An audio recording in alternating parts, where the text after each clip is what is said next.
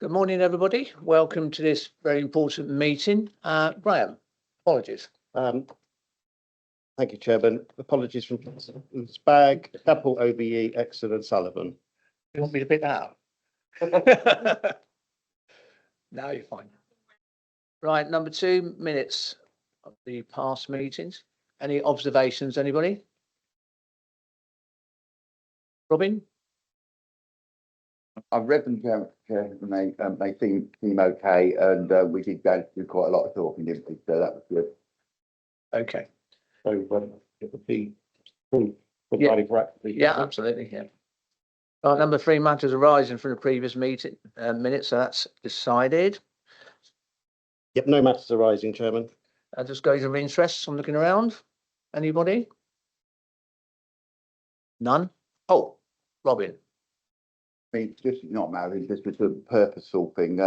I expect the Louise knows about it, but we are busy at the moment making a film about the Great Fire of Buckingham. So it might be worth Louise contacting those people that haven't been contacted, because I hope that at some point the fire service were not around in those days, and I'm doing a cameo role in it apparently. Yeah. I'm doing a cameo role. I think it'd be really good for Louise to be involved in it. I think it'd be marvellous. Anyway, thank you for that. Questions, Graham? None received, Chairman. Right, number 6, internal audits. Selina. Thank you, Chairman. So this first paper from us is to provide members with a progress update on the delivery of our 24-25 internal audit plan. Firstly, the assurance review of the community risk management plan was completed in Q1, and we made a number of recommendations around this particular work. And I've got a separate paper, which is item 6C, which is the final report that I'll present separately. We have the core financial controls audit as well in the plan, and this is we've agreed timings for delivery, and this will commence in November with the view of having a final report concluded before the Christmas break. The workforce planning and energy management audits are both agreed to be delivered in Q4, so we expect hopefully for the March meeting to be presenting the final reports for those. Lastly, we've got the project management framework review that's within the plan. And I'd like to make a recommendation to the committee following discussion with the Director of Finance and Assets. We've agreed to defer this to 24-25. The authority is currently undergoing a review of the project management function, and it's best for us to provide assurance one. So that's the recommendation we'd like to make to the committee. Thank you. Yeah, thank you very much for the plan. I mean, this. Without going into the details, there's several things that you've highlighted up in red, you know, from progress in monitoring success and strategy and so on. Would it be worth and collaborating between functional areas? Well, it might be worth for the meeting just to explain how we're progressing those matters and how you see the outcomes of those are going to be, and whether there anything that we as members here should focus on directly rather than indirectly by reading the reports, because they are fairly meaty issues. I think that helps. I'm assuming that's relating to item 6C, so that the final report. So I think at the moment covering 6A was just a summary of our audit plan. So we'll come to that piece separately.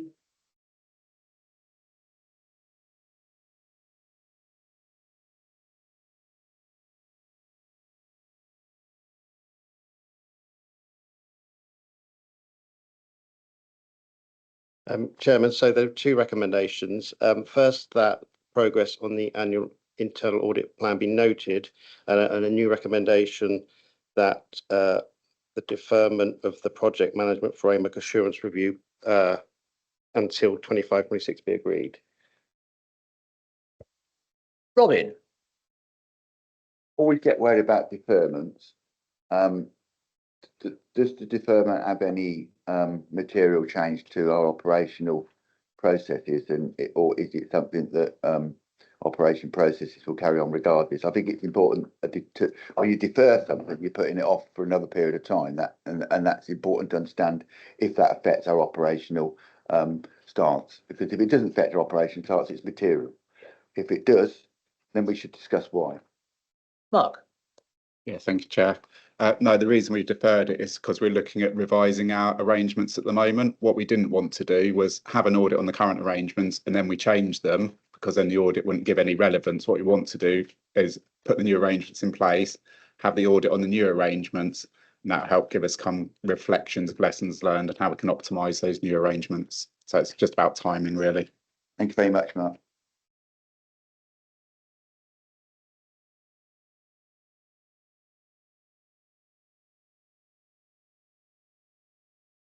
Thank you, Chairman. So the second paper provides an update on the implementation of management actions raised as part of internal audit reports.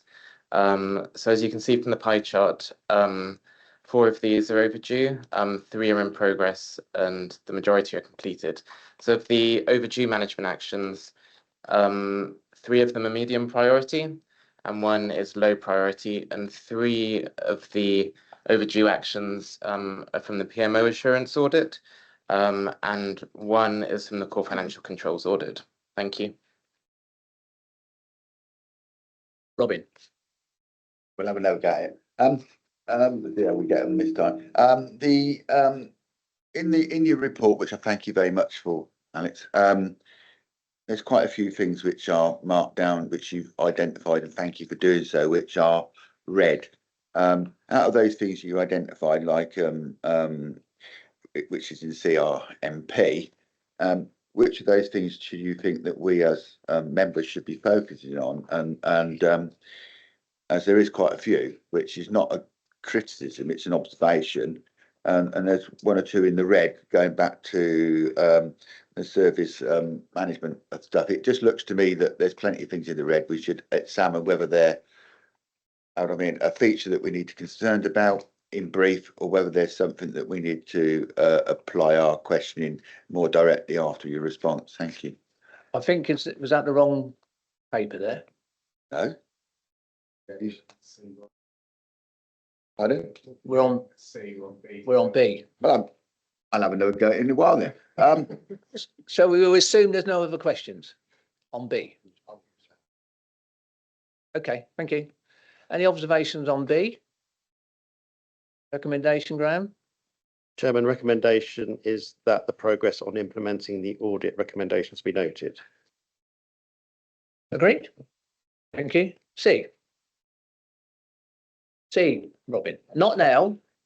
Oh yeah, Robin, hang on, we got a cup of tea, please. Up C, Explanation first, so we go through it. Thank you, Chair. So this is the last paper from us. So this is the final report for the assurance review that we undertook of the community risk management plan. Just by way of context, this is not an actual internal audit in terms of the way that we monitor this. We did this as an assurance piece, and what essentially that means is it's a business partnering type of approach to the work that was undertaken. So we make observations with regard to how the authority was developing and working to implement this plan, and we give advisory input as to how they can further improve and enhance the approach that has been taken. So the recommendations in here are opportunities for improvement. They're not in any way mandated, but it's for the authority to consider whether from a risk and from a resource perspective, they will be able to implement them. So in terms of the approach that we took, the assurance looked at the entire process, end-to-end delivery of the plan and how it's implemented. We equally looked at the historic view of the public safety plan. So again, how the public safety plan progress and implementation is progressing. This was taken as an opportunity to see how we can enhance the approach being taken for developing the new plan for the period 2025 to 2030. So Appendix A, which is on page 33 of the pack, is the report itself, which I think Councillor Statutory was referring to. What we have done in this report is quite a detailed review, so I won't go into all the detail. I'll just do a summary on page 38. And what this is doing is just doing an illustration of the key observations that we've raised from following our examination of the key thematic areas. On the following page, which is reviewing the strategic linkage, on the left side of that page, we have an illustration of how the public safety plan looks in terms of the linkages from the objectives and the vision. And what we try to do is to demonstrate that as we develop the community risk management plan, there's greater strategic linkages in terms of how the enablers and the visions and objectives are sort of being escalated and linked through to the overall vision and the ambitions of the strategy and the service. On page 40, what that does is do an illustration of how we've assessed the compliance against the fire standards, progress against HMI, CFRS report, and also the progress and findings from the public safety plan as well, in terms of how that's been progressed. And what we've done to summarise, based on the evidence, what we've observed, where we are in fully implementing and progressing those elements within each of those elements. So it is just a way of summarising what's in the detail of that report. So I'll pause for questions there. Robin, We're now on C. The same questions really. There's various things within your report, which I thank you very much for, where you flagged up red things in the CMP, which I can never remember what that is. And you go into details around things that you are concerned about within the report. In a materialistic way, are they those things stuff that we need to discuss further, or are they things which are day-to-day management? Just because they're in the red, that doesn't necessarily mean that they are a life and limb thing, but they are here, and we have a duty to ask you through the chair what your view is of those things. We can list them, 8, and we can go on listing them, but like 8, service held limited consultation in 2022. Well, the 2022 was quite a long time ago, so we still got it in a report in 2024, which is a concern. So it could be that they're not affecting the outcomes of the actions of the fire authority, and they are normal internal auditing of processes which have no material effect on delivery. So what I'm trying to establish is, are you content that those elements in the red are in hand, not going to affect how we carry out, and I look forward to your response. I may come back based on that. Thank you. Mark. Yeah, thank you, Councillor Stutchbury. Really good question.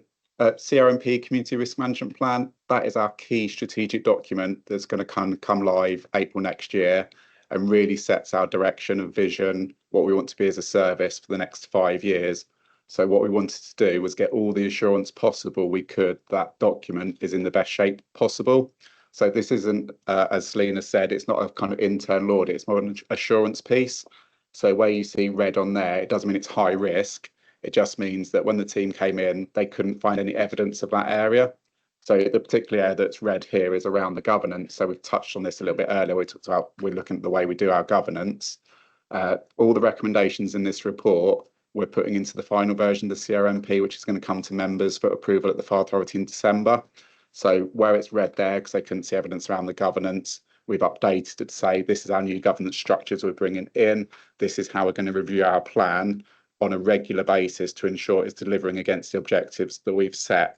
So yeah, anything in here that's red or amber, you can be absolutely reassured we've developed. And when we come to the Fire Authority in December, we'll say, as a result of this report, we have made changes on this, and this part of the CRMP. So it'll all be detailed for you next month. Thank you, Mark. That's good. And so what we will basically see is that this is the studs of where you're intended to take us, and that we've identified that. So that means in December we can look at the raw data of how we're going to progress that. Would that be a rudimentary analysis of it? Because that report in December will pick up the points that you've made here and show us evidence to see how it's going to be addressed. Would that be fair? Yeah, absolutely. That'll form a key fundamental part of it. This has been a fantastic report, so thank you to the team for producing it. And the other part that will form part of it is all the engagement we've done during the consultation period with our staff and the public. And so you'll see a summary of all the views they've got on it. and any change that was made as a result of that feedback as well. So that will come to you in December. Aside, it's always good to know, did we get a lot of engagement from the public? Because that's always valuable, because they pay for us all to be here and we want to know what they're thinking and they have an outcome. Was there a high engagement? Because that's good if there was. Yeah, so as a sneak preview, we had, in terms of our online survey, we had exactly 200 responses. For our last public safety plan, just to put it in context, I think we had about 60. So a lot better than last time. We also did public focus groups, which I know a number of senior officers around the table attended. I think the group that Louise and I did had about 10 attendees, fantastic engagement. I think a lot of them had done the pre-consultation bit as well, so a lot of them had come back and they were really keen. A lot of the feedback we had was, this sounds really good. Please keep us updated on how it's progressing, because there's some really good stuff in here. So yeah, we'll bring all of that to highlight the good work that's gone on in December. We got another question. No, just lastly, when we've done that, will we go back to those people and tell them the outcomes of what we've done? Because I think that way we keep them engaged for the next consultation, because they feel part of our story and their story. If we go back to them and say, this is what we've done, this is how you've affected us, then they'll stay engaged. And the next time you grow a family of people who are going to help. Yeah, we know it works. So it's going to come back to the full meeting. Yeah, okay. So yeah, and we'll do all that, and same with our staff as well. Kind of all the feedback they've given us, that's really valuable. So we'll go back and say, you've told us this, we've done this. So yeah, it's really important. Today.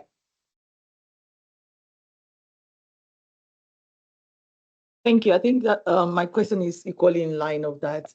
Would we be going back to Selina's team so that they can kind of a double check on the amendments, the changes that have been made? Would we do that, and how often do we do that if we do? And with this particular presentation, would we go back when? 2 months' time, 3 months' time, once we've got everything done? Just so that we have that audit again that we've implemented as captured. In terms of the audit part, there's no plans to kind of do a revisit, because I'm pretty sure those recommendations are really clear, very concise. So I'm confident that myself and the team know exactly what needs to be in place.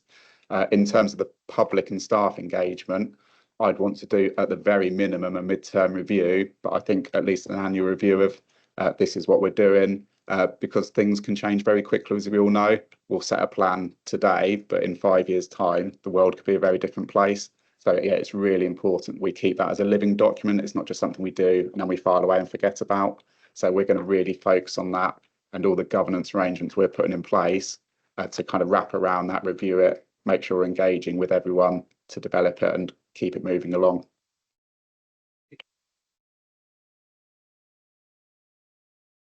Chairman, recommendations.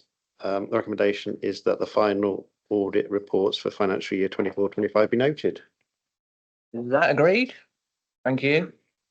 Got value for money. I believe we got somebody coming from Keynes, is that right? Yes, that's Chairman. me, Chair. There we are. Good morning. Hello. And Morning, Chair. welcome. Thank you very much indeed. Can you continue then? Carry on, please. Of course. So included in the papers for members is our interim value for money report for 22-23. Just to give a little bit of context to why what this report represents. Members are hopefully aware that government proposals from July last year to deal with the local audit backlog were adopted by the new government, although slightly delayed as a result of the general election. And as a result, there is now legislation in place to allow us to conclude on open audits up to and including the year 22-23, which for the Fire Authority would be the 22-23 audit.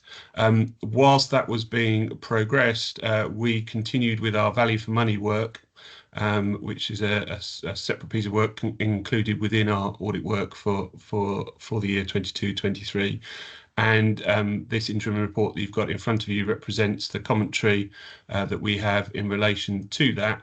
The detailed commentary is on pages 10 to 21 of our report.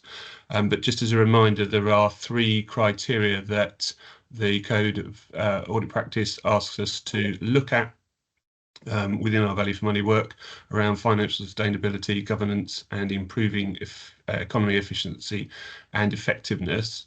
As you'll see from the report, reflecting the findings from the HMI report, we have reflected two of those three criteria: significant weaknesses in arrangements in year, and that will be reflected in our audit opinion. I will go on and explain a little bit about how we, hopefully it'll be helpful to explain a little bit about how the 22-23 audit will be concluded, but I'll pause for any questions on the detail in the report at that point, Chair. Thank you. Robin? Yeah, well, thank you for the report. Throughout the report, you mentioned quite rightly the HMIC FRS inspection, and I probably might be the way I think about things. I find it odd that that's in a value for money thing rather than a procedural thing. And the question would be from that, is that having a determinant factor on our financial situation, and is there any known financial challenges in that we should know about? Because it is a rather big body of work for the authority to do, and we need to granularly understand whether, as we run up to this end of the financial year, when there's considerations that need to go to the executive to actually make amendments to the budget to meet your aspirations for us to improve, continue good work, and so on. So there's a financial responsibility question in there. Okay. Thank you, Robin. So just to make it clear that in terms of where the significant weaknesses were, we looked through the report, and obviously that you'll know there were a number of findings. Not all of them were relevant to our value for money work. And just to answer your first point, value for money conclusion looks at the arrangements. So hence why I guess you made the link to process. The arrangements are in place to secure financial sustainability, governance, etc., etc. The significant weaknesses that we were identified that linked to the inspector's report were around governance and economy efficiency and effectiveness, and not financial sustainability. So hopefully that answers your question in terms of concerns in relation to financial resilience. What I would say is that this is obviously for the year 22-23, so that you will get from the auditors of 23-24, you'll get a further value for money report in relation, or conclusion in relation to the 23-24 year in due course.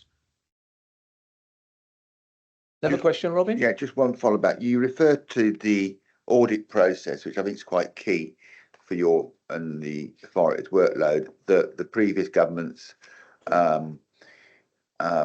aspirations and how that could be proceeded to unblock the logjam. We thought in a public meeting it might be worth just knowing how that works and why that is so, because just saying it doesn't actually express, and the meeting is a public meeting, and though we may have read it, it was just a short explanation of why the government has followed on from the previous government in unblocking that block in the ability to audit and such accounts, because people might think it's being fast-tracked and not being done properly, which I'm sure is not the case. Thank you. Yeah, I was going to come on to that anyway, so thank you for the segue into it. So in terms of just a little bit of going back, the original proposals from the minister were in July 23, and those proposals have been moved forward and were near to being put into legislation at the point at which the general election was called, and there was then obviously a delay during the general election process, and then the appointment of ministers post the election. Upon review of the proposals, the new government decided to proceed on the same basis, i.e. that there would be a backstop date put in place, firstly for any open audits up to 22-23. And that backstop date was put in, approved, passed through legislation at the end of September, and the backstop date for audits up to 22-23 is the 13th of December this year.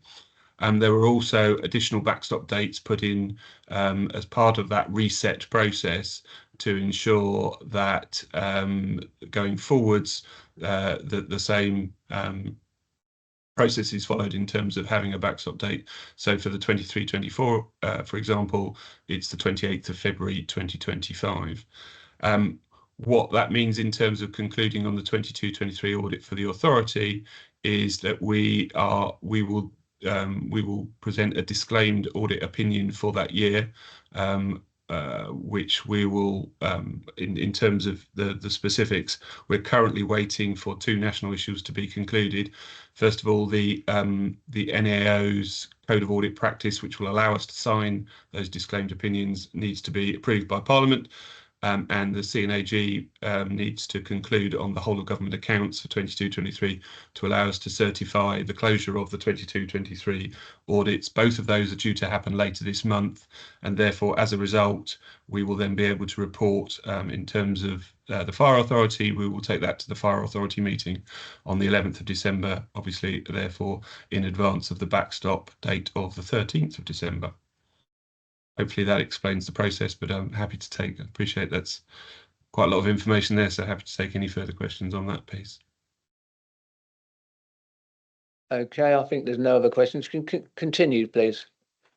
Okay, so in terms of what we are doing, I've already shared with Mark a draft of the report that we'll bring to the Fire Authority to conclude the 22-23 audit. As I said, there are a couple of elements we're still waiting for approval on nationally. At that point, we'll then be able to finalise that report, incorporating the commentary that you've seen on the value for money conclusion and the other elements that we need to report to the authority as part of concluding that audit. And then we'll bring that, as I said, to the Fire Authority meeting on the 11th. I think we're done with questions, aren't we? Well, thank you very much. That's really good and very efficient. And I think we all understood that. It's a very complicated document and a lot of hard work. And I appreciate your work and coming here today. Thank you. So the recommendation? Thank you, Chairman. Recommendation that the content of the report be noted. Is it all agreed? Thank you. Thank you, Chair. Bye-bye. Item 8, Philip Kent. Welcome. Thank you very much. We've had problems, it's not only we can hear you anyway.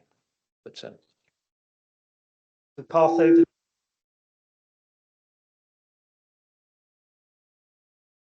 I'm hoping by everybody looking at the screen is it what Philip's we're just said on, he's we're on, passing we're here through. together. Yeah. Good morning.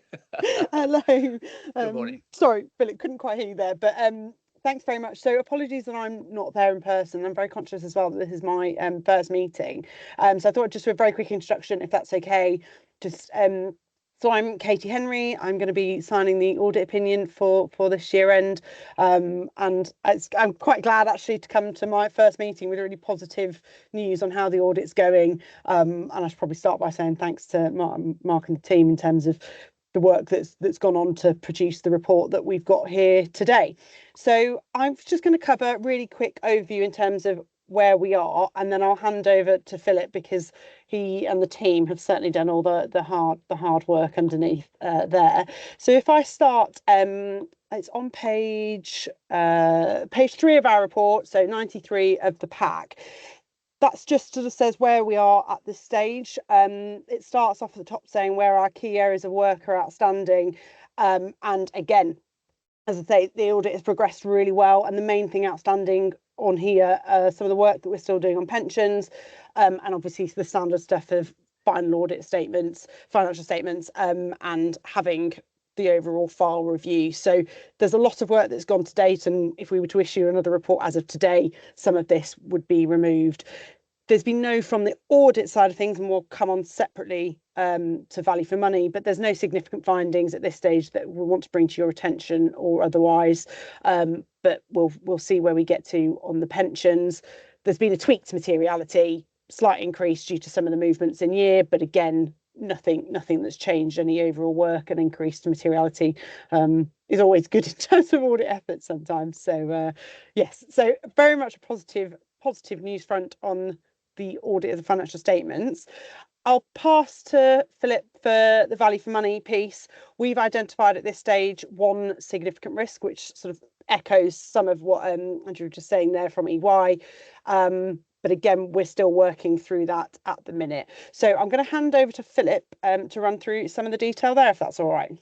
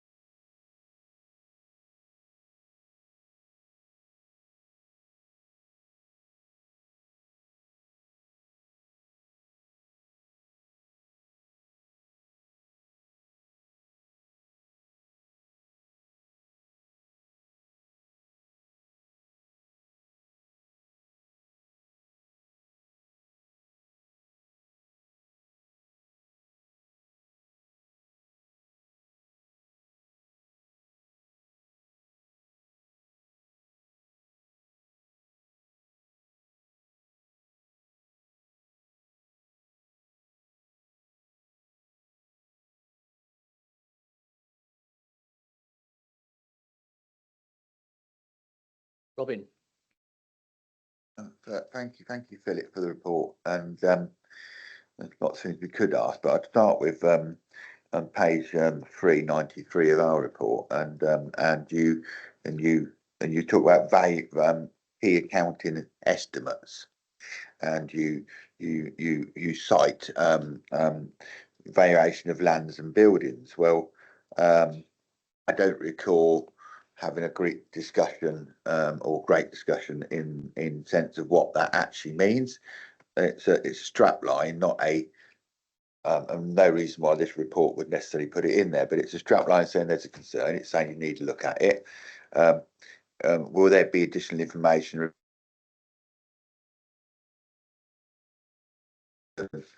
of the authority and its ability to be able to deliver? So would you anticipate at some point there being a further information to members about what that actually means? Because it doesn't actually tell me anything. It's not your fault. And on the second point within that, you and always interested in this because one who hasn't got a great pension, I'm always interested in other people having a great pension. And you say that that you believe there isn't any, unless I've read it right, concerns in that. And will there be some information coming back around to give us a surety that all our employees' pensions are as good as they can be and secure around what they do? Because I wouldn't want to find out at a latter date that they weren't. I'd be negligent in my job sitting here if I didn't look after their interests. Thank you. Mark. So thank you, Robin. The value of land and buildings, as per this report, this is talking about the value of land and buildings as an accounting valuation. So we have to value them as a fire station for that purpose, which is a really strange valuation. And it's really hard to get to because people don't generally buy and sell fire stations to use as a fire station. You buy it to use as something else. So we'll have a value in our books, which is generally based on historic cost and land value and kind of the value of the surrounding area.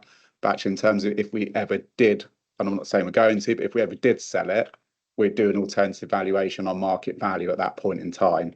So the valuation issue is more of an accounting technical thing. It's not something to get hung up on as a kind of what's our estate worth, because it doesn't actually reflect the value of what it would be worth on the open market. I appreciate that's really hard to explain, but just to give you that reassurance that it's not an issue.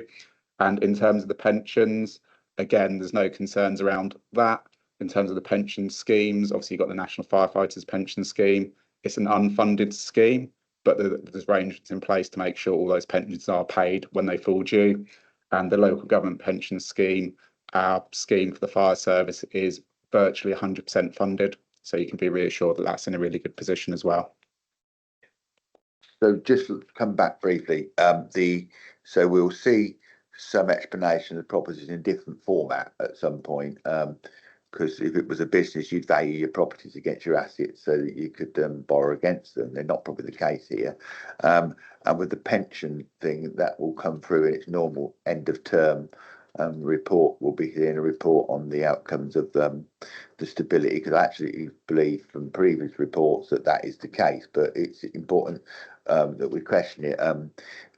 It's so often that pension schemes aren't where they are because people didn't question it all the way along. So it's important to keep questioning it to make sure that the resilience stays in there and there's no change in the stability of outcomes of people's pensions, because they've paid in, they need it back. Thank you. Yeah, just for further reassurance around pensions, obviously we have a local pensions board for the firefighters pension scheme, and that does report annually to this committee to give you some of that reassurance as well. Okay, yeah.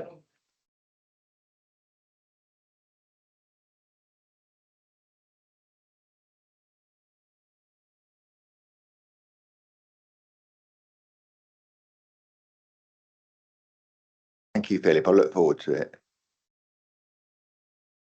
Right, any other observations, any more comments on this one? Okay, Graham. Thank you, Chairman. The recommendation is that the content of the report be noted. Agreed. Thank you, Katie. Much appreciated. Of course, I'm Philip. Right. Sorry about this sound thing, but anyway, thanks for that. Graham. Thank you, Chairman. Thank you, members. This is the corporate risk management update. As members will have seen from the report at pages 101 to 102 of your packs, there have been no changes to the risk scores or RAG statuses, nor any new items added to the corporate risk register since it was last reviewed by this committee at its July meeting. However, since then, it has been regularly reviewed by officers at our performance monitoring and strategic management boards, most recently by the Chief Fire Officer and her strategic management board on the 15th of October, and also by the lead members where individual risks fall within their areas of reference. Appendix 2, which starts at page 107 of the agenda pack, contains the detailed evaluation and status reports for the individual corporate risks. Although there have been no fundamental changes to the risk assessments, there have been some developments in relation to some of the risks, to which I will draw your attention before referring back to the Chairman for any questions or comments that you may have. The 7 corporate risks are set out in bold in the cover report, which is at 102 for your perusal. They're set down there with bullet points against them. First, regarding the workforce availability risk, members will note the positive steps in terms of on-call recruitment. It mentions there 34 candidates undertaking some preliminary stages. And at this moment, I'll pause to hand over to the head of HR to give any update on that, Chairman. Okay. Thank you, Graham. So just on the on-call,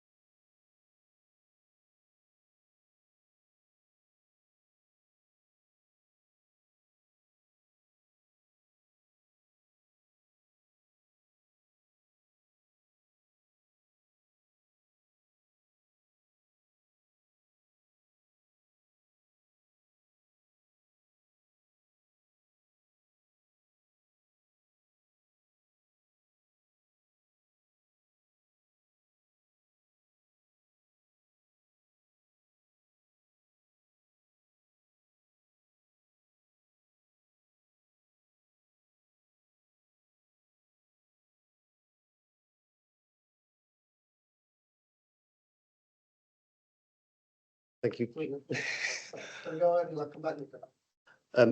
If I turn now to the risks of industrial action, the invitation to tender for a third-party supplier to provide resilient staff for the control room and response functions that is mentioned in the report has now been published. The Employment Rights Bill was published on the 10th of October and confirms the imminent repeal of the minimum service levels legislation mentioned in the cover report by reference to the government's then policy statement. Moreover, the Employment Rights Bill will remove the special thresholds for industrial action ballots for the Fire and Rescue Service implemented by the Trade Union Act 2016. This means that there will no longer be a minimum 50% turnout requirement in order for industrial action to have a mandate, and the additional requirement for at least 40% of the workers balloted to support the industrial action will also be removed. The 14-day notice period that, say, the FBU would be required to give of its intention to call a strike will revert back to a 7-day notice period. The bill could also extend the length of the period for which a union would need to conduct a new ballot from 6 months, as it is currently, to potentially 12 months. I'll pause there, Chairman, for any questions on industrial action. 2 questions. You okay with that? Yeah, thank you, Chair. Hope it works. Got a question related to workforce availability, and I can see 34 candidates, and I think she mentioned 13 or 15 of them turn out for the interview. Would like to find out how many of them are from a diverse background, if it's possible to know.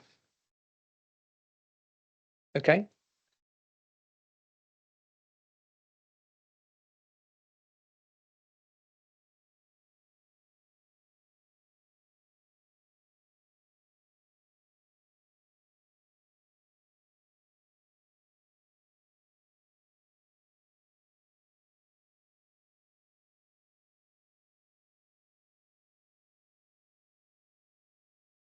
Robin?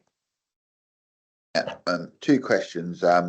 Short explanation around the lead officers involved in the report, what their responsibilities are, and obviously they're observing, not influencing, and taking choices. And secondly, are we assured that that letter of bringing in outside agencies to do people's work when they're under the European Convention of Human Rights and strike legislation in this country, and the new legislation passed through Parliament, which I must admit I haven't had time to read yet. And are we assured that that actually is now in conformity with both those two pieces of legislation, the European Convention of Human Rights and the current legislation passed through Parliament? You note there is changes in it and emphasis on employment rights, and I wonder whether that letter of bringing outside people in to do other people's jobs because they're legally on strike is in keeping with the intentions of the law, and both not needs to be reviewed if it isn't, because it's quite a big thing. We don't really want to be wrong stepping around these things. The law's there to keep us all in line, and workers' rights are as much part of that law as our rights to question workers doing that. So I need to understand that that is so. I think it's a biggie because there has been some significant changes. Right. In terms of bringing in third parties, in essence, to cover the work that would have normally been undertaken by those that are now taking industrial action, that is covered by the Employment Business and Employment Agencies regulations. There's Regulation 7 that puts a prohibition on that type of action, but there are certain circumscriptions within which third-party providers can provide that service. In the invitation to tender, we ask bidders to warrant that they are compliant with that Regulation 7 in terms of that prohibition. So the obligation is on the tenderer to warrant that they comply fully with domestic legislation and that Regulation 7 that you mentioned. I accept the view that the obligation is on the tenderer, but if you're employing the tenderer, the obligations you put on that tender are your obligations. So I need to be assured that our actions within doing that are in compliance with the intentions of the European Convention of Human Rights, the right to strike, and also the current legislation. Now, I haven't read it, and I and probably being really unfair. I can't imagine Graham line by line any of us have read it, but please can I ask that we check that there is no deference in that, because the last thing we want to be is avert to primary legislation, which and what it does, and find we're on the because the emphasis has changed. Let's be honest.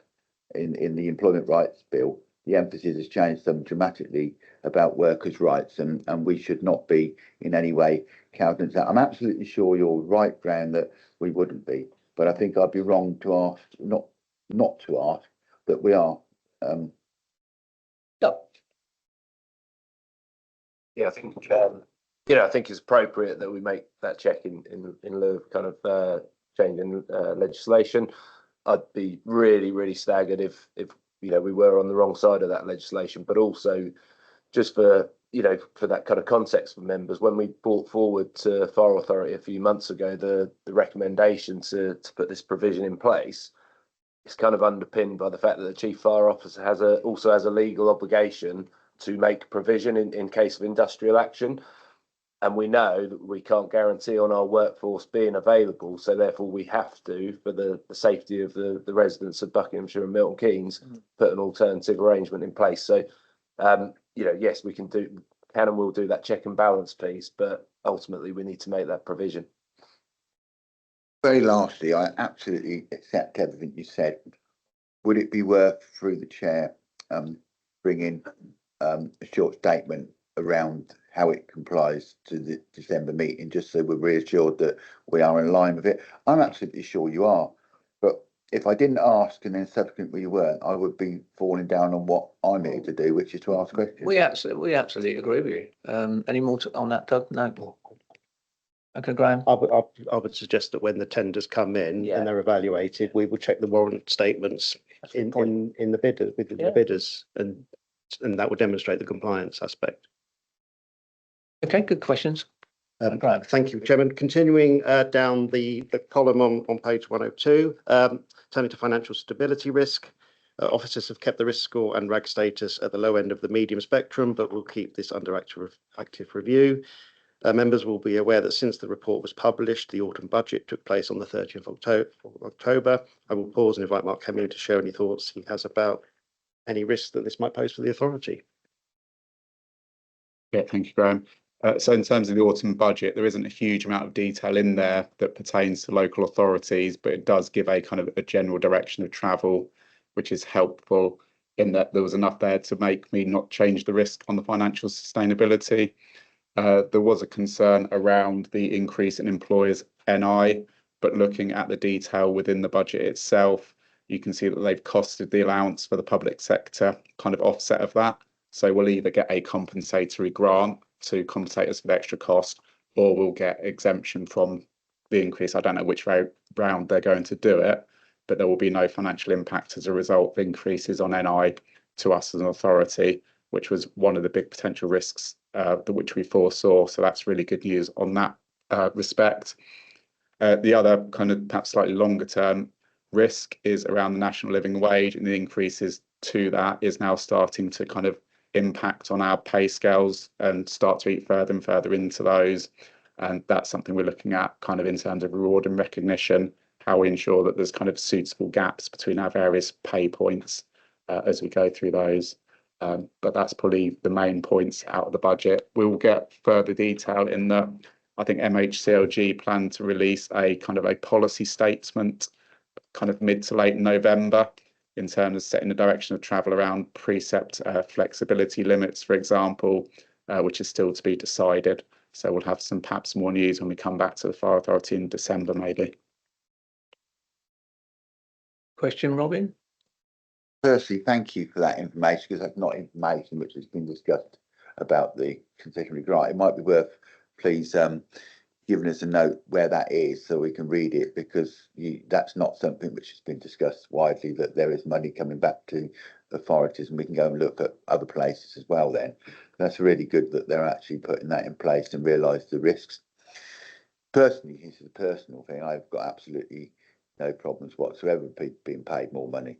And I think that on a personal note, I think that the increase in the minimum wage is the correct thing to do. And we'll have to build that into our planning. The idea that people should work for nothing isn't something that appeals to me. So, or work for low wages isn't something that appeals to me. So I personally think it's a marvellous thing. That might not be other people's view, but it is mine. But if we could just have a note round that it's very crucial that when we're understanding that, because it's something that gets played with various opinions around it. And it's always good to have opinions around facts rather than opinions about what the fact might be. So I think if we could have a note to the effect of that budgetary change on ours authority, which is the only thing we can deal with here, and where that is in it, and we can be assured that members are assured about that. So when they're talking about it, they actually talk about the actualities, not the top line Twitter feed, which might be feeding the ambience of the algorithm. I'm sure you'll keep us updated, won't you? Yeah, absolutely. That will all come as part of the budget setting process once we've got the detail behind it. I mentioned there'll be a policy statement in November. The provisional settlement we expect to be announced late December. It's normally just before Parliament rises. So once we've got those two bits of information, it will come through Executive and Fire Authority for the February meetings as part of the budget setting. We'll have all that detail available for members to look at and scrutinise and challenge as is appropriate to do so. Any other questions? Or you're going to move, Graham? I was going to move on to information management and security risk. The focus within the service is very much on data minimisation, so we know what we've got and where, and so we can control the amount of information that we hold. At this point, I'll mention that members may have seen the BBC News report on Saturday that a number of local authorities were hit by a cyber attack. This was a distributed denial of service attack for which a group of pro-Russian hackers has claimed responsibility, mostly targeting the ability of service users to use those authorities' websites. But our ICT team have liaise. They always liaise very closely with Buckinghamshire Council, but they monitor in this respect and horizon scan all those types of cyber threats, and they have been having a dialogue with their counterparts at Buckinghamshire Council to ensure that we are maintaining our robustness in terms of defence against such cyber attacks. Moving on to climate change, members will note that planning considerations and treatments are shifting towards winter pressures and potential flooding, and as agreed by the authority, 2 boats are being procured to ensure ongoing capability for water rescue. I missed the McLeod Sergeant resourcing, where it says a pension apprentice is to be recruited in terms of resourcing that work. I don't know if there's any update, Mark, on that appointment. I believe we've offered someone a position and they start later this month or early next month, I think. Brilliant. Thank you, Anne. Robin. Firstly, thank you, Graham, for the fact that the environment's now a big part of the way that we're doing. And I thank the previous work which has been done on that to make sure it got into our, finally got into the risk management of the authority. That was a struggle, but we got there. The boats issue, the trouble with reports in Buckinghamshire is they only recognise 2 of the rivers quite often, or they don't actually recognise there's 3 main water catchment areas.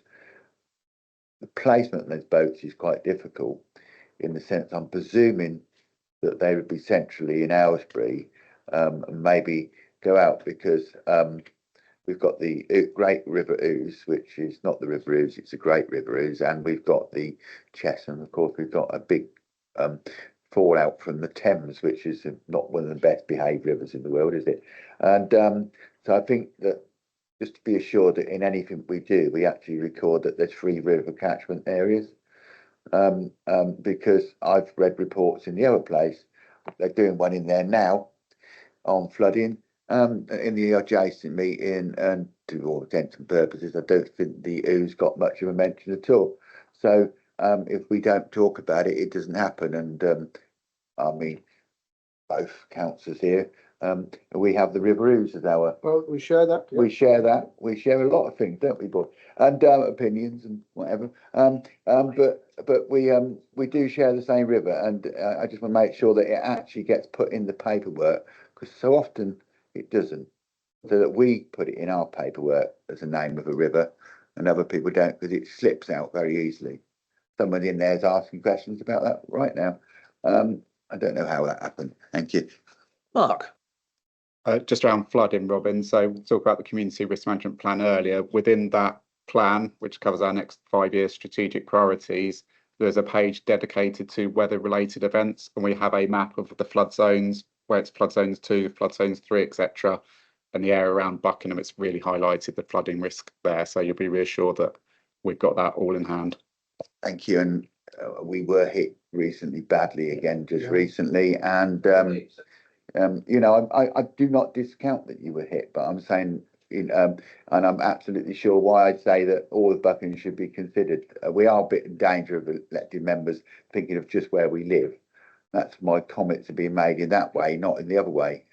We had a Meadway, an estate which doesn't flood, that flooded. And the environment's definitely changed, and the circumstances we're inheriting is changing rapidly, and all the while. Great, Greg. You got all the answers. Not all the answers, but I'll try and give you some.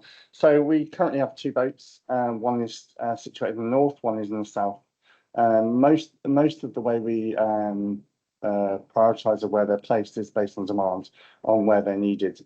There is risk comes into it as well. So, for example, in Aylesbury, we do have some risk, but the chances are that affecting the homes and the properties are less on than the north and the south. So we do both of those. We work with the Environment Agency to get all their flooding information on the floodplains and things like that. But we also look at our historic incident data as well. And there is currently a project underway looking at that and identifying and making sure that all our specials are in the right locations based on risk and demand. But primarily it is based on demand where they need it the quickest, and that's where they're located. Matt. Hold on. There's somebody coming in on your question. Thank you, Chair. So you got 2 boats. When you say north and south, let's just familiarize whereabout are they. I mean, we had a quite massive flood in Milton, Keynes, and you put back now. You're probably whereabout. I mean, it could happen in trends in coming years and months, you know, the way the climate is changing. So when you say south and north, whichever way you put them in, how do you activate them if there's an opportunity need for those boats to be used? Yeah, so if the vote needed in Buckinghamshire area or Milton Keynes area, how quickly they can be going to use for the people? So the both the north and the south, the one in the north is at Jacob Station. So assuming that the appliance and the crews are based there, that would be activated during the day within 90 seconds. Sorry. Yeah, so Newport Pagnell is where the boat is in the north. In the south, it's at there, yeah. So in the south, it's at Beaconsfield, which is close to the River Thames. That's why it's located there. And again, they would be activated, but assuming that the crew were at the station, it would be a 90-second turnout. So, okay. Doug? Yeah, probably just a couple of sort of key points I'd make around that climate change risk. Firstly, it's probably worth noting that we haven't got a statutory duty around water rescue and flooding, which is an interesting one because obviously we do resource against that, recognising it as a risk. But as well as boat capability, all of our operational staff are trained in water rescue. We have support, you know, when you do get those kind of occasional wide area flooding incidents, we rely on our own capabilities, but also support from you know, partner services nationally, etc., etc. But I think overall, across both wide area flooding and wildfire, we recognise it is going to be an increasing risk, and that's why it's you know, kind of front and centre in the new CRMP. We do have what we believe to be adequate capability at the moment to address both of those risks, but we do need to consider future proofing. You know, we've seen what happened in Spain, you know, sadly, you know, in the last few days, and you know, it is a future reality, isn't it? So it's something that we will be coming back to members, and I think, you know, probably within the next year we'll be looking at probably more funding around wildfire, for example. So yeah, it's I think it's in hand, Yeah. but also, you know, future considerations. Thank you. Robin? Yeah, thank you, Doug. I didn't know that it wasn't statutory. It's interesting that, isn't it? That it's not a statutory responsibility and we pick it up. I mean, in another place, I sit in other meetings where the health service don't always deliver things that aren't statutory services because they're not funded for them. We are funding that, which is to the authority's credit. So is that something that we should flag up with all the Buckinghamshire members of Parliament to actually discuss whether it should be a statutory, and if it is a statutory, we get the funding for it then, rather than trying to find the funding from additional resources. So I think that's something that should be an ongoing conversation, because they have the obligations to argue, all of them, our case in Parliament about that. That's quite a weakness, that it's something the authority is funding, which it does not receive funding for, but everybody presumes it has a responsibility to do it. I think that needs to change. There needs to be something done about making sure that it even introduces legislation, and then we can ask for it against our budgetary expenditure, because it will grow with fire and with everything else. Unfortunately, it's going to grow. And on the bit you said about the placement of the boat, because one is nosy permanently and sits in other places. Are we with the flood resilience team in Buckinghamshire Council? They have, like, different communities have now set up to they are the first reactor, because not obviously Buckinghamshire's that big, and anyone getting to an area at the first instance isn't going to be there. I know in Buckingham, because I know the people who are doing it, they are like the first not responder, but they pick up many of these things. I just seek assurance that they know of you and you know of them, and that conversation, I don't need to do anything. I just need to know that the conversation is there. I'm sure it is, but last time I spoke to the town clerk, I didn't ask her that question, and I will ask her it again, depending on the answer you give me. Thank you. So, to answer the question, yes. Basically, both Milton Keynes and Buckinghamshire Council contact us very shortly after any major flooding event. And when I say major, is when we mobilise, basically, and we provide them with all the locations that we've been mobilised to. And normally the number of times we've been mobilised, they do get that information from us on a regular basis. Finally, through the chair, because you may know a way. I think there's another observation from Mark. Yeah. Yeah, so just to come back on your point around the flooding and statutory duty, I do a lot of work with the National Fire Chiefs Council, and I'm aware that they're currently developing their policy statement and their policy position around flooding. So once that's kind of fully developed, we can of course share that with members, and any support that members can give around that, and kind of MPs also, would be greatly appreciated. As usual, Mark, you probably foresaw what I was going to say. You're getting used to me now. But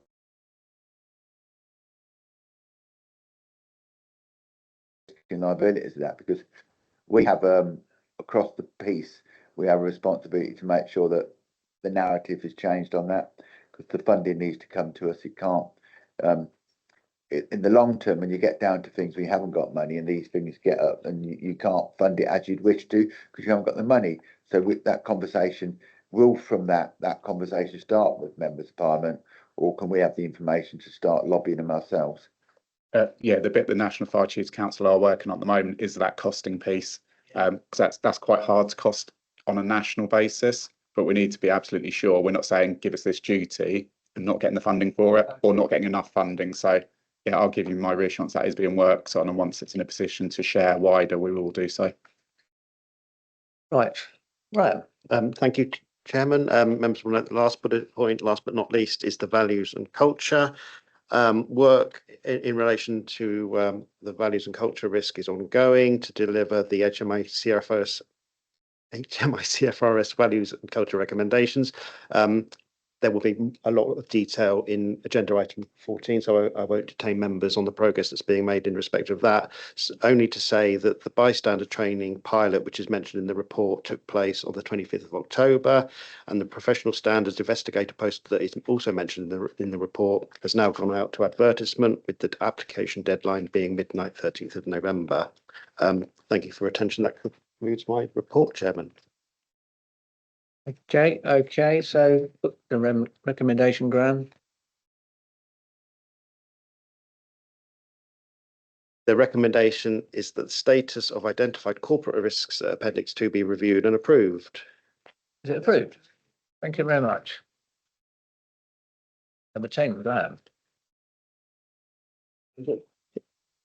Thank you, Chairman. This is the annual review of compliments, concerns and complaints. The compliments, concerns and complaints report is brought to the Overview and Audit Committee on an annual basis to assure our communities and service users that Buckinghamshire Fire and Rescue Service treats expressions of dissatisfaction seriously, and that any learning from the investigations undertaken is fed back into the organisation. The report has been reviewed by the lead member for People, Equality and Diversity and Assurance prior to submission to this committee. The papers at pages 131 to 138 of your packs, comprising of a cover report and Appendix 1, reflect the previous 3 years of data, and you will note that there has been a slight increase in the number of complaints in 23-24, namely an increase of 1 from the previous year, with a slight decrease in the number of complaints upheld.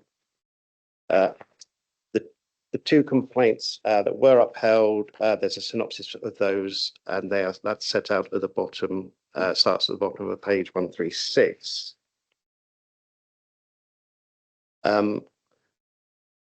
Disappointingly, perhaps I think it is disappointing that the number of compliments recorded has declined over the past 3 years from 19 in 21-22 down to 10 in 23-24. And looking back even further, the decline from 2021 to 21 has been from 25. So over those 4, looking at the 4-year period, a decline in recorded compliments from 25 down to 10. As reported on page 138 of your pack, satisfaction forms to both domestic and non-domestic users of our service following an incident are no longer being sent out, as the contract with Opinion Research Services has not been renewed.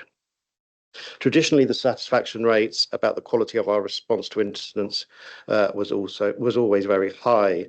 However, the intention is for officers to review how it receives feedback from the public and businesses across all strands of the service's activities, rather than just its response activity.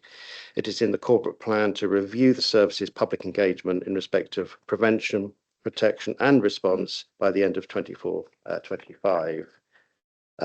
As can be seen from the agenda packs, Appendix 2, which is at pages 139 to 141, is a letter from the Local Government and Social Care Ombudsman confirming that their office is the final stage of the complaints process for Buckinghamshire Fire and Rescue Service, and that for the period 23-24, no complaints have been referred to the Ombudsman for investigation. That concludes my report, Chairman.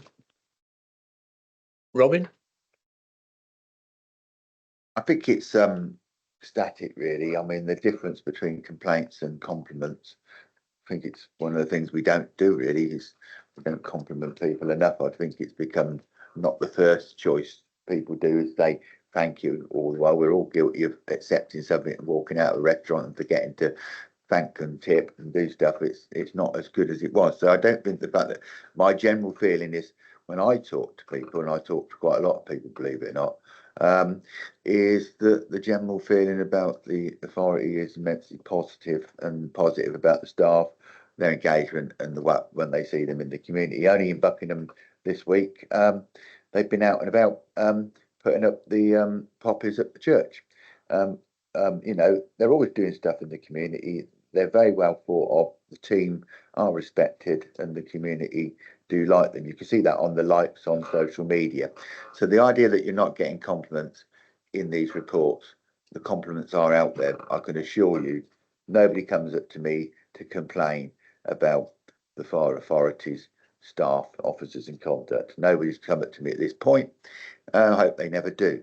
So I think my personal view, and as for the Ombudsman's letter, it's nice that they wrote to us to tell them that they're in charge, and it's nice to know that we haven't had any need to correspond with them. That in itself says everything, really, doesn't it? That we haven't had a case go through us that we haven't dealt with properly, that we haven't dealt with fairly, and we haven't dealt with it internally. That it ended up going there. So the fact that we haven't got one is good, and they've even I'm impressed, because these things don't happen. They've even managed to get the right chief officer on the letter, because quite often they don't manage to do that first time round. So that's a compliment. I was going to say that, Rob. Yeah, I mean, I'm always, I obviously our chief has managed to make her presence known. I think that's awfully good because that quite often happens. You get a letter about to somebody else when you take over a role, and I think that's it's meant to be humorous compliment. So I hope that's a positive expression about where I feel we are, and I'm only one person. Oh, that's very important. You're just one person. You're important. No, I've never been important. Okay, Graham. Any other comments on this one? No, Graham. Just take members to the recommendation that the report be noted, Chairman. Thank you. Is that agreed?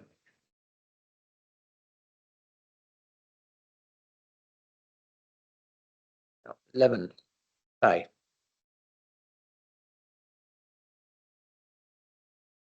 Okay. Good morning.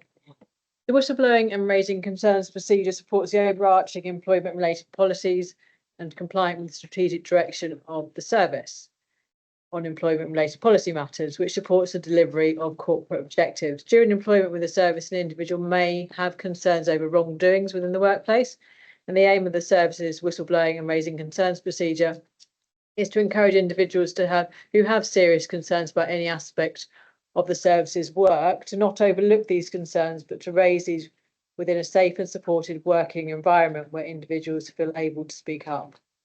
Due to the introduction of a new confidential reporting line in May 2024, an in-year review of the whistleblowing procedure was required to ensure the document remained accurate and fit for purpose.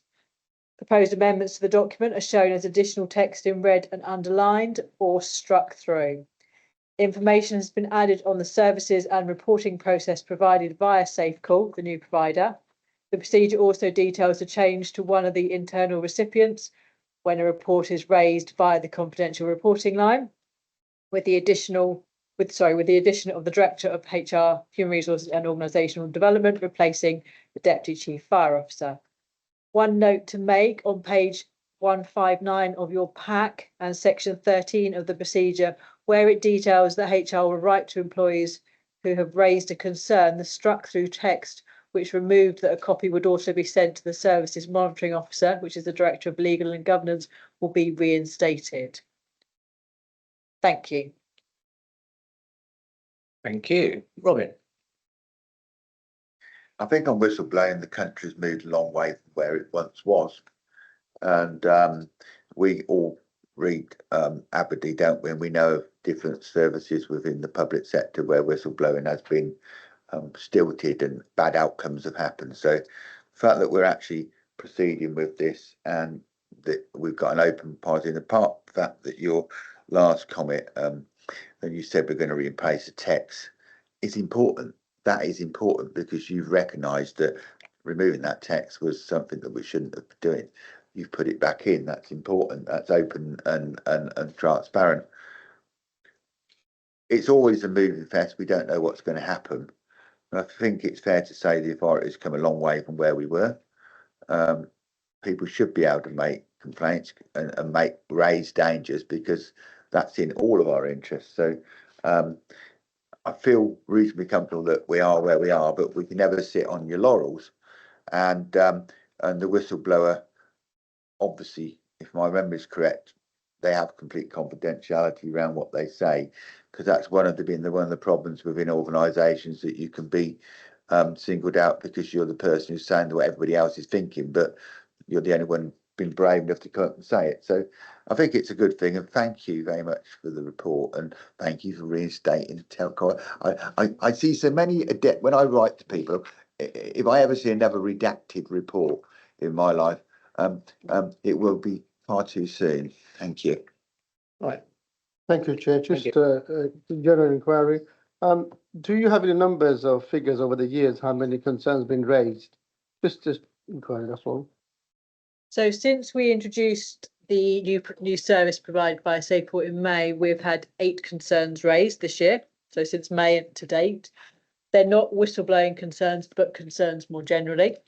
Last year, we had 3 whistleblowing concerns raised by the old provider, and the year before, I believe it was 1. So 2022, it was 1, 23, 24, it was 3. This year, the 8 concerns have been via, but more general concerns rather than whistleblowing. So no whistleblowing concerns to date for this year. Any other questions? Right. Recommendation, page 143. It is recommended that the updated whistleblowing and raising concerns procedure as detailed in Appendix 1, noting the proposed amendments in the updated document, is approved for publication. Agreed, everybody?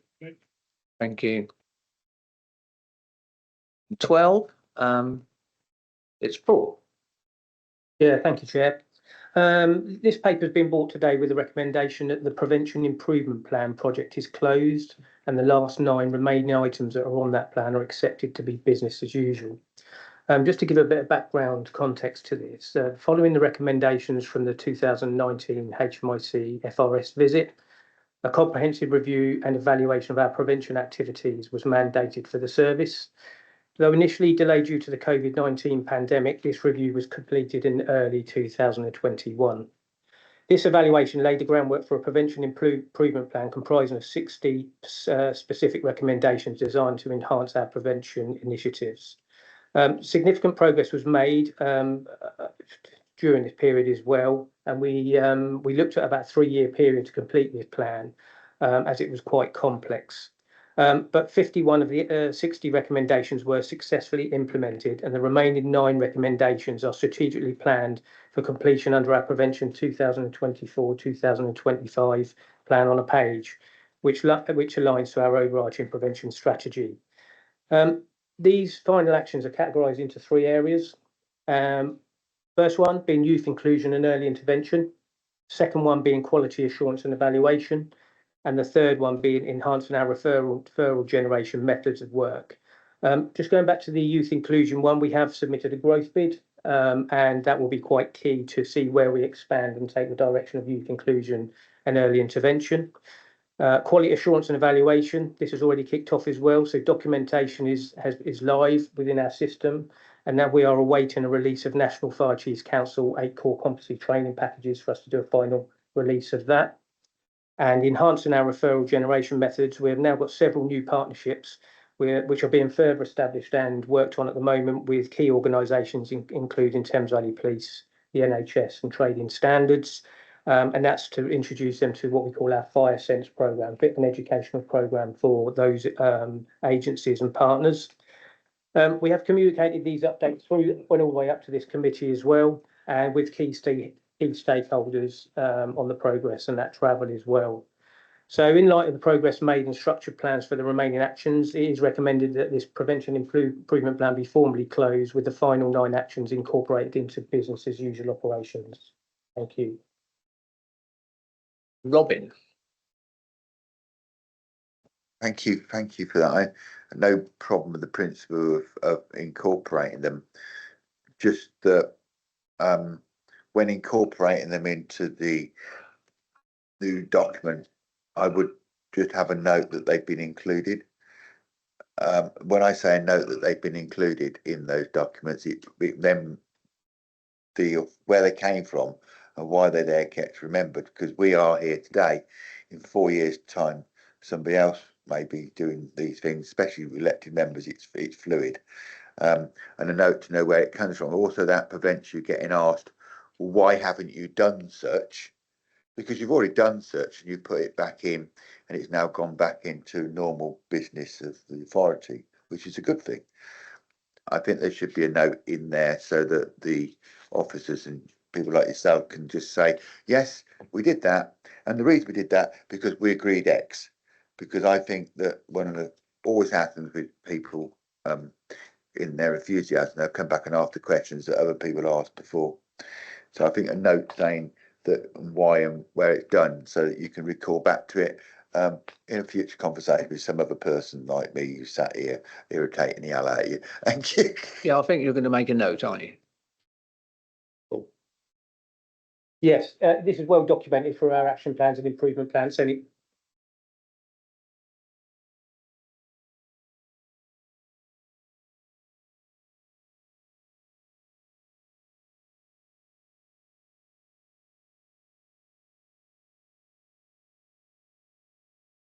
Brilliant.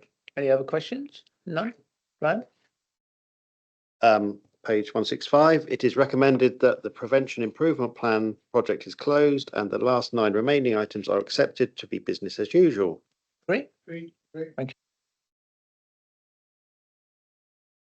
Craig again. Good morning. Something a little lighter now, I hope.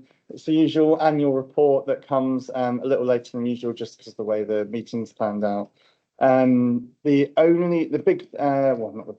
slight change to the usual report you'll see is this report now excludes fires in prisons. We used to include that within our non-domestic properties. It inflated those figures, and actually for something that the public would read, it might seem a little alarming. So we've excluded those, and that's made clear throughout the report. As the report goes, I'll add one note that there is one graph that needs changing. It's inverted the figures. We'll correct that on, I think that's on page 9.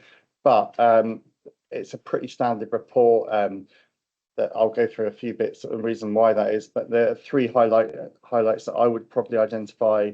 On page 9, there's an increase in the special services within the home. This is mostly due to the extra support we give to our colleagues and other emergency services, whether that's affecting entry or just assisting them in other ways. And there's a table that shows how we break down what we go to. On page 14 of our report, probably the biggest change in all of the charts you'll see is the number of false alarms in non-domestic properties we attend. While that looks like a major increase this year, hopefully next year you'll see a major decrease due to the AFA policy that's been put in place that has been brought to members previous to this meeting. And then the only other one I would raise is on page 20, the decrease in secondary fires. It would be, I can easily say, or comfortably say, it's probably due to the weather. We are doing some work to put evidence behind that statement, but that's still being carried out. But other than that, I'm happy to take any questions. Audit. No real questions. I think the good report and the, let's say, things are going in the right direction, and that's compliments to the team and everyone working on it. And secondary fires can be all sorts of things, and it is worth noting that, as you quite rightly said, Craig, that when we were having prison fires in it, they're not the same as domestic fires, and usually they're to do with internal. My late wife worked in the criminal justice system, in the prison system, and sometimes they're, of course, for various reasons, and they're not domestic, and cries for help sometimes. No, I'm glad that's out of it, because it was skewing your figures hugely and looked like we had a bigger problem than we really did. I'm not saying, when I say that, I realise that if there was a major incident, the fire authority would turn up to the prison and give them all the service that they require. But it's good that that's been removed, because it was an ongoing question. So that's brilliant. Thank you. Yeah, good report. Brilliant. Any other questions? Graham. Thank you, Chairman. Recommendation at 177 that the outturn performance against the outcome measures specified in the corporate plan 2020-25 be noted. Agreed? Thank you. Okay, we've got a very, obviously another important item now coming on to this item 14. Take it away. Thank you. So thank you and good morning, everyone. The HMIC paper provides an update on the services progress against our inspection action plans and the standards of behaviour recommendations. In October 2023, Buckinghamshire Fire and Rescue Service received its 2023-2025 round 3 inspection report. The report detailed 3 causes of concern focused on prevention, protection and EDI. Following the report, an action plan was developed, and this plan is reviewed and updated monthly at a strategic management level in the HMIC FRS Tactical and Improvement Board. I just wanted to share a brief summary of some of our progress.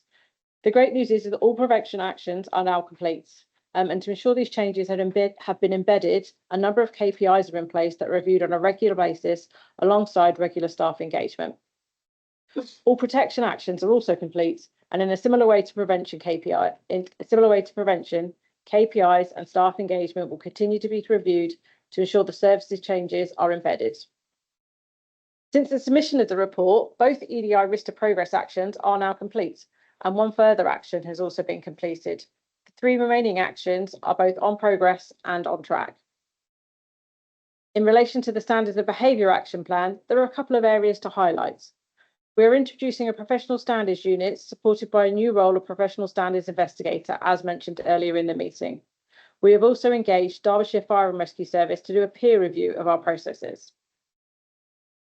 Progress continues to be shared with both yourselves and the HMIC FRS through regular contact with their service liaison lead and their attendance at our improvement board. HMIC also completed a revisit in September 2024. The outcome letter from this visit is currently embargoed and will be published tomorrow, but the overarching sentiment is we are making good progress. The Chief and Chairman also presented a further update to the HMIC FRS Fire Performance Oversight Group on October the 22nd. Again, they were pleased with the progress we were making, but I'll just hand over to Louise for any further comment. Yeah, just in support of what Anne-Marie said, myself and Councillor Rouse attended in October to the Fire Performance Oversight Group. That's where the HMIC, the Chief Inspector of Constabulary, Home Office, Local Government Association, NFCC, etc. sat there, and we have to present our plans going forward in terms of progress and give an update. As I said, frustratingly, it's embargo till tomorrow morning because I'd like to be able to give you a bit more detail. I can't. What I would reassure the committee is I think you'll be really pleased with the comments. I'm delighted with the comments that HMIC have made. Importantly, they've recognised the incredible hard work that's gone in to getting us back on track and beyond. So it's gone well, and they have commented actually on the amount of work that's gone on and the pace of the work that has gone on to make sure we get back on track. So yeah, it's all going in the right direction, and I think really positive news. That's great. And Robin, before I say anything else from you, I think we appreciate the work that's gone on to this. It's been immense, and we're all very proud of what's gone on. The Chief was saying that we may have some good news tomorrow. Robin. Nothing but waiting for the letter, is it, of good news? And being unable to tell us in the report of the meeting where we're discussing it must be quite frustrating. Is for me, must be for you. And why it's been embargoed for 24 hours? Would love an explanation. And being as we were here in an audit committee to audit something which we were supposed to audit and we can't read it, that's quite interesting. So I'm presuming it's positive and it's going to have a usual bout and braces to somebody better than I to actually announce it. But saying that, there is a point in reference to this, the HMIC inspections about the fire authority, and it's very easy when these inspections come through to say, oh, well, they're bad. We sit on this side of it, and I think that the controlling of the authority and responsibility for the way it comes must sit with the elected members equally, their governance and their control and their responsibilities that they represent. Because when things are going well, they're all very welcome to walk to the front of the thing. When things go back, it's like the old volunteers in the army, isn't it? Any volunteers, they all step back one, don't they? So there's never any volunteers to take blame. And I think it's well worth noting that during this process, the staff has had to deal with it and whatever. And we're going to have the letter tomorrow. I'm sure that someone will step forward to read that letter out if it's positive, and they'll step forward into the glow of the ambience of the ink. Which is what I'm trying to make the point. We should be in this together, not separately, and we should be able to share the pain as well as the glory. So I look forward to seeing the letter tomorrow, and I look forward to the press release. Thank you. Great. No other questions, are there? Sorry. No. Okay, sorry. Page 203, that the HMICFRS update be noted. Is that agreed?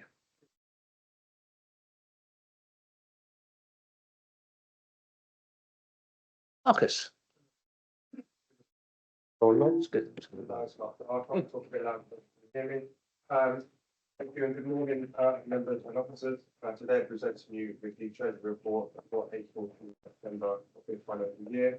The accrued interest earned for that period was 578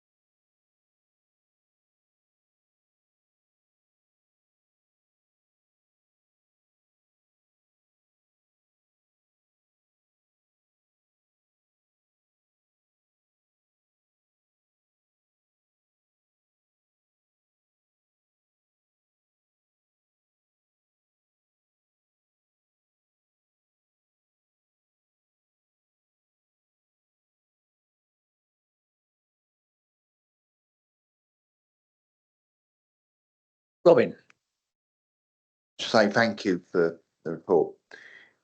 It was interesting just watching yesterday, wasn't it? A significant political event, how the markets bounced up and down. Crypto market went up apparently. The currency markets changed, and we've got the interest rate stuff today. So it's very difficult to. I didn't really understand the crypto market till my son explained it to me last night, and which I still don't think I understand it. But how these things go. So we are very flux with the market, and what we haven't.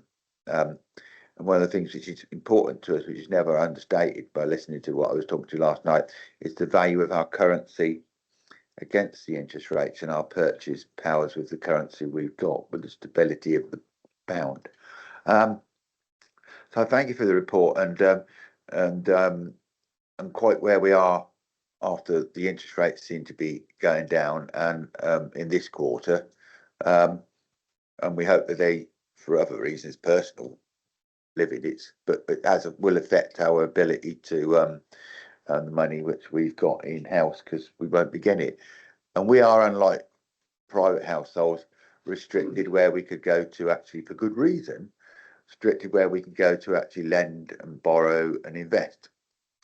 So we won't benefit from them short-term gains that somebody was telling me they made on crypto credit. So we are whatever. And I think it should never be stressed enough that why you're here, Marcus, is that you have to keep a stable, steady flow through it, and it should be explained to people when they ask questions why we have to do things we do, and that we are in a different envelope than a business or a private individual when it comes to being able to take advantage of short-term monetary gains. And it's just yesterday was the perfect example of up and down, and people did well or didn't do well. Thank you. Thank you, Chair.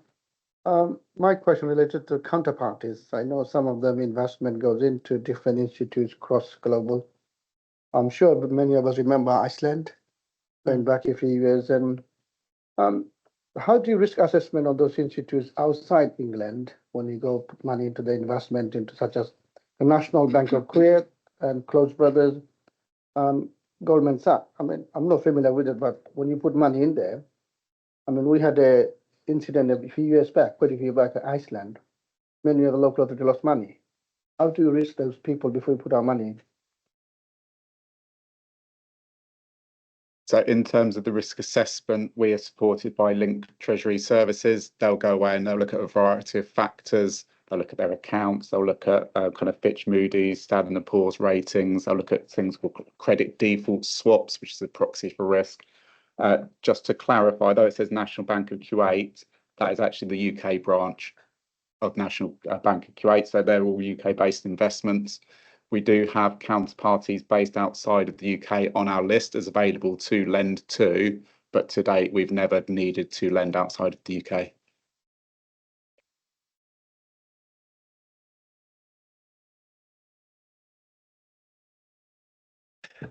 Any more questions? I don't believe there is. Recommendation on page 221 that the Treasury Management Performance 24-25 April to September report be noted. Agree. Okay, we're moving on to observing the forward plan. I think you have. All I can say is we'll see you in next year in March. Thank you much for your time. Thank you.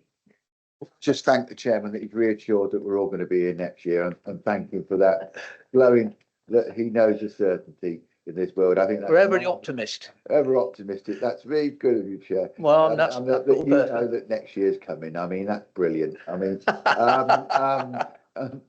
if only we could all be so certain about tomorrow. Thank you.